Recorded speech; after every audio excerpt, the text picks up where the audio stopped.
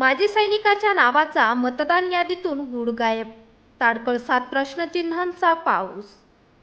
परभणी जिल्ह्यातील ताडकळस गावात एक धक्कादायक आणि विचार करायला लावणारी घटना समोर आली आहे. देश सेवेसाठी आपले आयुष्य अर्पण करणारे माजी सैनिक शेख गुलाब शेख नबी साब आज स्वतःच्या नागरिकत्वाबाबतच प्रश्नांच्या भोवऱ्यात सापडले आहेत.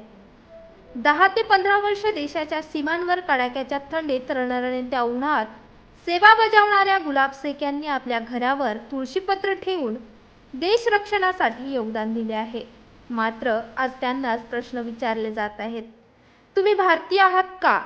प्रश्न निर्माण होण्यामागचे कारण म्हणजे 2002च्या मतदान यादीत त्यांचे तसेच त्यांच्या आई वडिलांचे नाव गायब झाले आहे.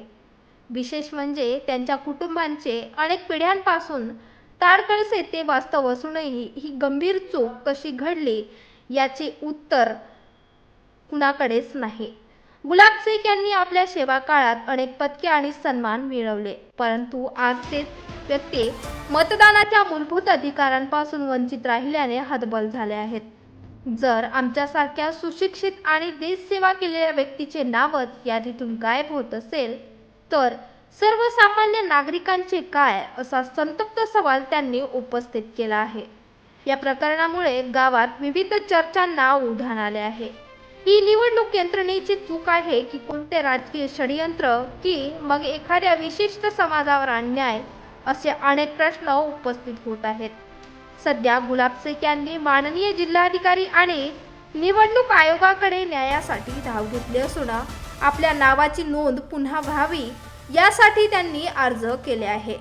त्यांच्यासोबतच अशाच प्रकारे 2002च्या यादीतून नाव गायब झालेल्या अनेक नागरिकांचाही प्रश्न आता ऐरणीवर आला आहे.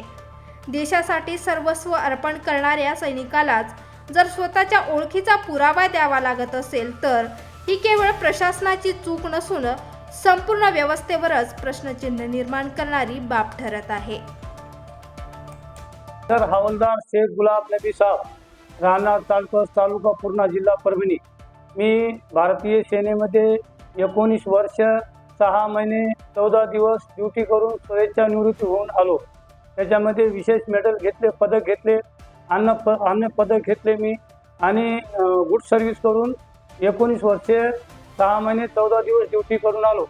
मी 2001 ते 2004 पर्यंत पुण्यामध्ये होतो आणि 2002च्या यादीमध्ये माझ्या आईचं नाव, वडिलाचं नाव आणि माझं नाव आणि माझ्या मिसेसचं नाव, हे चारही नावं इलेक्शन कमिशन कसे वगळण्यात आले ह्याची इलेक्शन कमिशनरनं जाण करावं.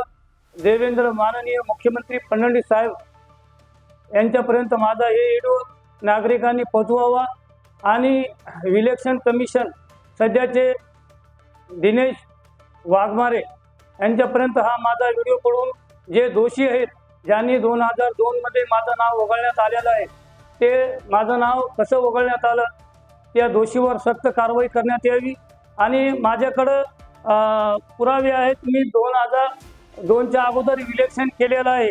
माझ्या आईवडिलांनी मी 2002च्या अगोदर इलेक्शन केलेलं आहे आणि हे माझे सैनिक सेवेच्या अगोदरचे प्रमाणपत्र आहेत आणि पलीकडचे माझे सेनेमध्ये असताना प्रमाणपत्र भेटलेले आहेत. आणि माझ्या वडिलाचं नाव इलेक्शनमध्ये 2002च्या अगोदर माझ्या वडिलांनी बी, माझे वडील, माझ्या आजोबा 1945च्या अगोदरपासून आमचं वास्तव्य इथं आहे भारत देशामध्ये आणि ताडकळसमध्ये 2-3 पिढ्या झाल्या.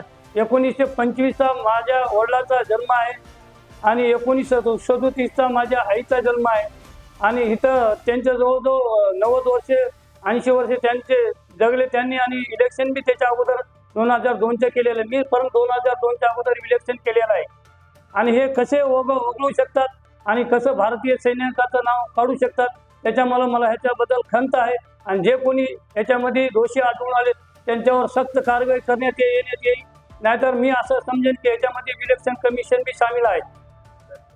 हे आता कोणी जाणीवपूर्वक केलं का कोण ह्याच्यामध्ये सामील आहे ते इलेक्शन कमिशननं संज्ञात घ्यावं आणि हे करून चौकशी करावी आणि चौकशी करून हे कसे नाव काढले त्याच्याबद्दल ते हे करावे, त्यांनी माहिती कळवावी.